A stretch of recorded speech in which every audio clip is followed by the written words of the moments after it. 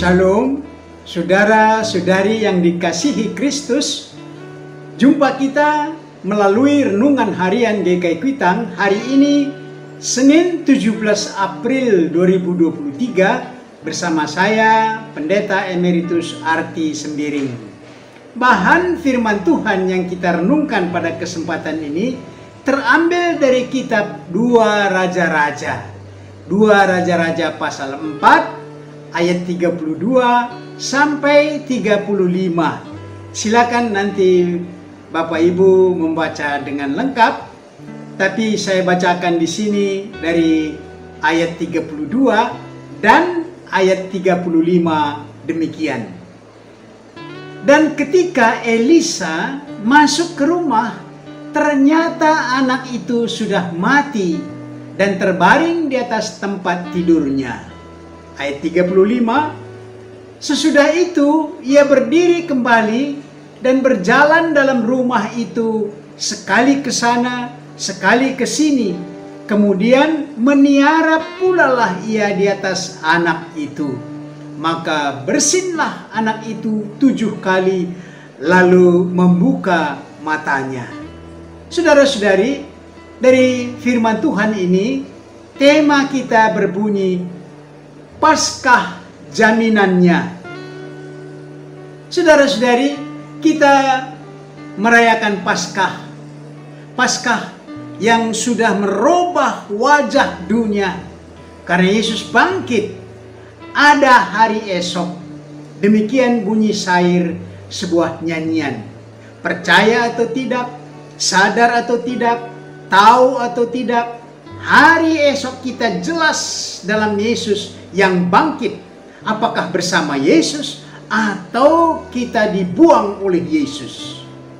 Jauh sebelum zaman Tuhan Yesus dalam kehidupannya, kuasa kebangkitan dari kematian sudah ada dalam pelayanan beberapa nabi. Nabi Elia yang menyingkir ke daerah Sarfat, lalu menumpang di sana di rumah seorang janda. Dengan kehadiran Nabi Elia, kehidupan ibu janda dan seorang anaknya perempuan terpelihara. Karena tepung dalam tempayan dan minyak dalam buli-buli tidak habis. Itu pada saat paceklik, pada saat kekeringan. Tetapi kejadian mengejutkan, anak perempuan ibu janda itu meninggal. Kemalangan itu diartikan oleh ibu itu karena dosa-dosanya yang berat, diingatkan atau ditegur oleh abdi Allah yang menumpang di rumahnya, yaitu Elia.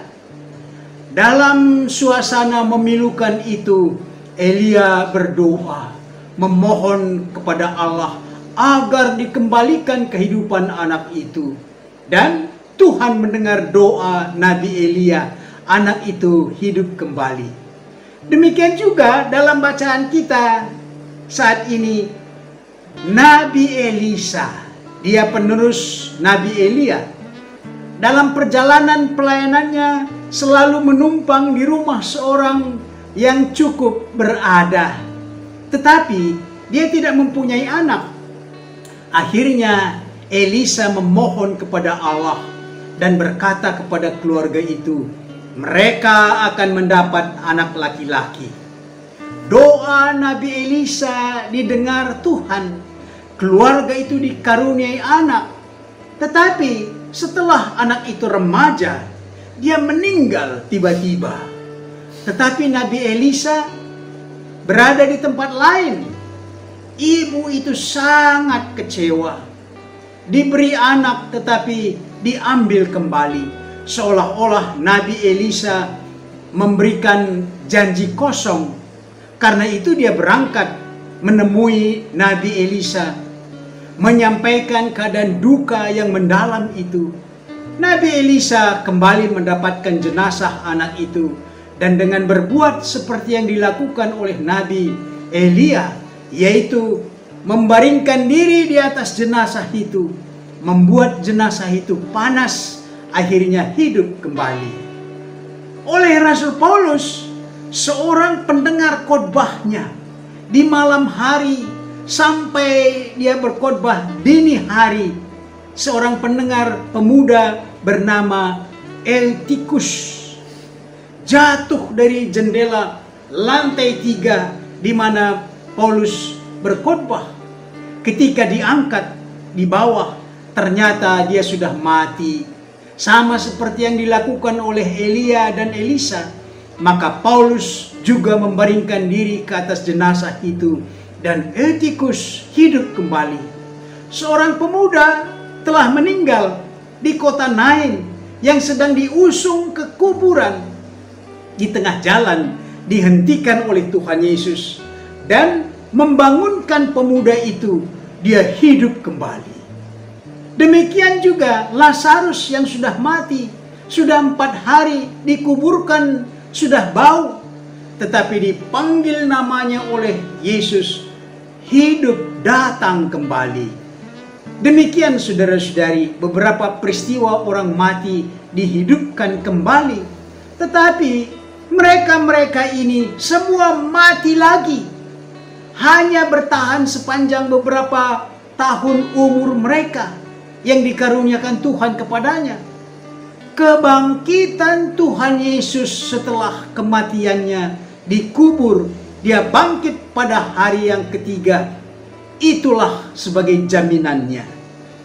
Tidak ada orang yang membaringkan diri di atas jenazah Yesus. Tidak ada orang yang memanggil namanya supaya dia keluar dari kubur.